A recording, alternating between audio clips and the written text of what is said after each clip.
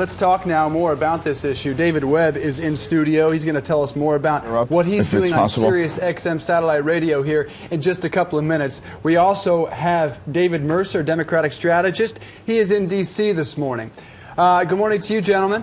Morning. Good morning to you, both Davids. We've got you outnumbered. We'll just have to use last names, skip the formalities this morning. Webb, we'll start with you. Where do these debt ceiling talks go from here? Now that Cantor and Kyle are out, Republicans say we're not going anywhere without dropping the tax argument. This is clearly going to go down to the last moment, August 1st at midnight, before the debt ceiling needs to be raised. August 2nd. But how can an agreement be worked out at this point? You know what the problem is? Everybody starts talking bipartisanship before they start talking about the solutions that are needed. And I have a little formula I use on my show. Taxes plus politics over solutions. That's what we have going on in D.C.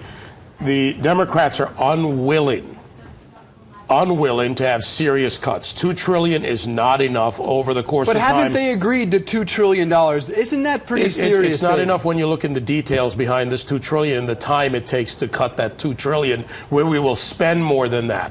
So when you start drawing the mathematical equation, it doesn't add up. We have a problem right now. A CBO report on our debt. 2021 projected to be 100% of GDP, 2035 190% of GDP. That came out 2 days ago. We are right now at a debt rate of 24% of GDP. Historically, 18% is where we are when we have a stable economy as a country. This isn't a $2 trillion problem. It's a problem where we have $62 trillion in full debt projected out at $534,000 per person, and we have got to start, and the Republicans are right on this one. Look, there needs to be a fight, and unfortunately this time bipartisanship with a Washington solution isn't it. Nobody disputes those numbers, but Mercer, I do. I was going to call you Mercer. Well, those numbers are fact, that in 10 years our debt will actually be larger than the GDP. To me, that's the most frightening. But the issue right now is taxes. And Republicans say we will not continue these talks unless you take increases off the table. So how do we get an agreement on this? Mercer. Two things. First off, with regard to David's comment on $2 trillion, it's very well known and it's out there that Biden is looking for $4 trillion in cuts. So Democrats are not only committed to cuts, but the amount that was mentioned earlier is lower than what is actually being looked for. Secondly, look.